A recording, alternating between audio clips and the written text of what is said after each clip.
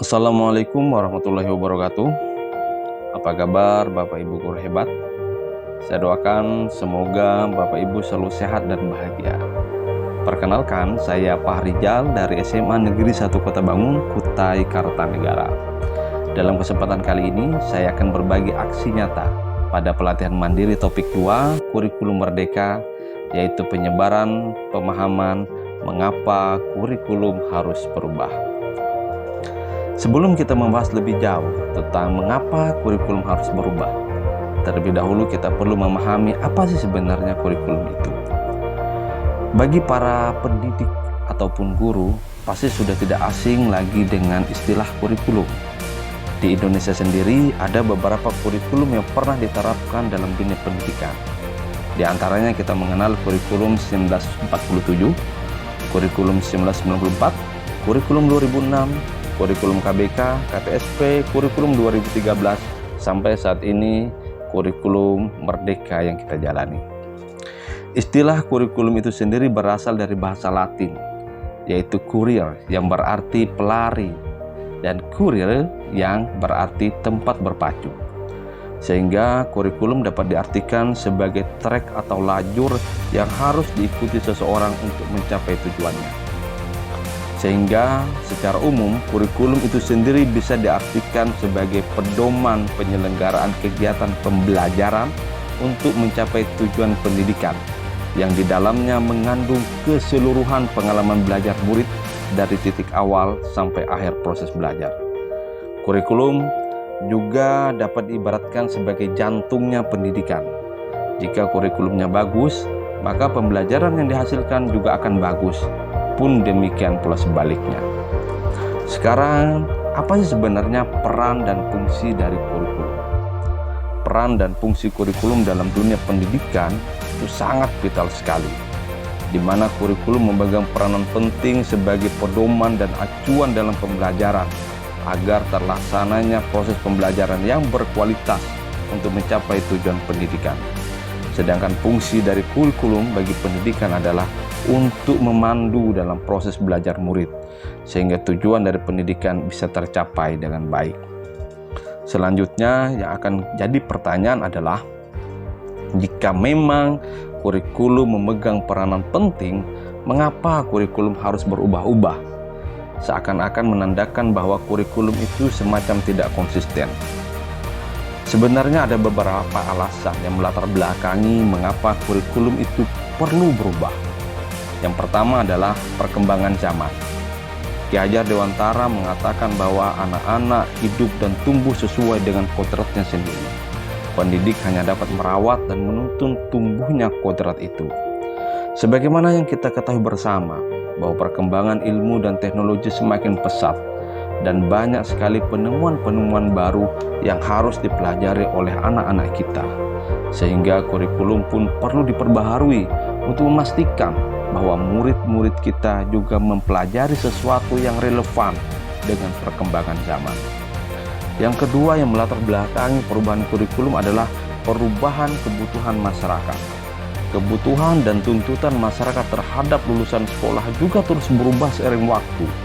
Kebutuhan masyarakat zaman dulu dengan sekarang jelas berbeda. Oleh karena itu, kurikulum juga harus dirubah sehingga murid memperoleh keterampilan dan kemampuan yang relevan dengan tantangan dan kebutuhan masyarakat di masa yang akan datang. Yang ketiga adalah untuk mengakomodasi kebutuhan belajar murid. Ki Hajar Dewantara percaya bahwa kodrat manusia sebagai suatu kertas yang sudah terisi dengan tulisan-tulisan yang samar dan belum jelas arti dan maksudnya. Maka tugas pendidikan adalah untuk membantu manusia atau individu untuk menebalkan dan memperjelas arti dan maksud tulisan samar yang ada di kertas tersebut dengan tuntunan yang baik. Setiap murid memiliki kebutuhan dan gaya belajar yang berbeda-beda, sehingga perubahan dalam kurikulum diharapkan dapat mengakomodasi perubahan individu dan memberikan pendekatan yang berbeda sesuai dengan kebutuhan murid. Dan yang keempat yang melatar belakangi perubahan kurikulum adalah peningkatan kualitas pembelajaran. Evaluasi terhadap kurikulum dan hasil belajar murid akan membantu mengidentifikasi kekuatan dan kelemahan dalam sistem pendidikan kita, sehingga perubahan kurikulum diharapkan mampu untuk meningkatkan kualitas pembelajaran dengan mengadopsi metode, model, atau strategi pembelajaran yang lebih efektif dengan suasana pembelajaran yang lebih menyenangkan.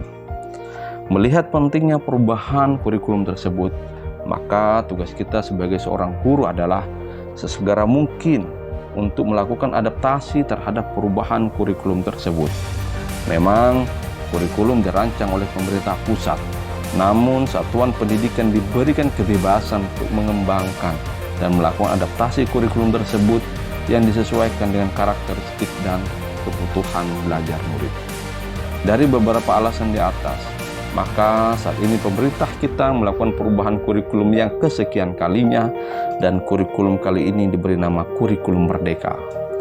Kurikulum Merdeka yang sebelumnya disebut sebagai dengan kurikulum prototipe dikembangkan sebagai kerangka kurikulum yang lebih fleksibel, sekaligus berfokus pada materi esensial dan pengembangan karakter dan kompetensi peserta didik. Kurikulum Merdeka diharapkan menjadi jalan untuk membangun pendidikan yang memerdekakan, di mana peserta didik belajar dengan antusias, ceria, dan sesuai dengan minat dan bakat mereka. Keunggulan dari kurikulum Merdeka itu antara lain: yang pertama, materi pembelajaran lebih sederhana dan fokus pada materi esensial, sehingga murid dapat belajar lebih mendalam tanpa harus takut dikejar waktu dan bebas memilih sumber ajar yang variatif. Yang kedua, guru memiliki kebebasan untuk mengajar sesuai tahap dan perkembangan murid. Selain itu, sekolah juga memiliki wewenang untuk mengembangkan kurikulum sesuai dengan karakteristik satuan pendidikan dan peserta didik. Dan yang ketiga, sistem pembelajaran menjadi lebih interaktif melalui kegiatan proyek yang bertujuan agar murid menjadi lebih aktif dan dapat mengeksplor isu-isu yang terjadi. Sehingga dari pemaparan yang saya sampaikan, maka dapat disimpulkan bahwa kurikulum memang perlu berubah secara dinamis dari waktu ke waktu, yang menyesuaikan dengan perkembangan zaman serta kebutuhan belajar murid. Hal ini juga sesuai dengan apa yang disampaikan oleh Ki Hajar Dewantara, bahwa pendidikan itu adalah menuntun segala kekuatan kodrat yang ada pada anak-anak, agar mereka dapat mencapai keselamatan dan kebahagiaan yang setinggi-tingginya, baik sebagai manusia maupun sebagai anggota masyarakat. Oleh karena itu, kita sebagai pendidik juga harus terus belajar dan mengembangkan diri untuk bisa mengikuti dan memahami kebutuhan belajar murid kita. Demikian aksi nyata dari topik 2 tentang kurikulum merdeka ini saya sampaikan. Saya berharap adanya umpan balik atas aksi nyata yang saya lakukan ini, sehingga saya bisa melakukan evaluasi dan perubahan ke depannya. Sekali lagi saya ucapkan terima kasih dan wassalamualaikum warahmatullahi wabarakatuh.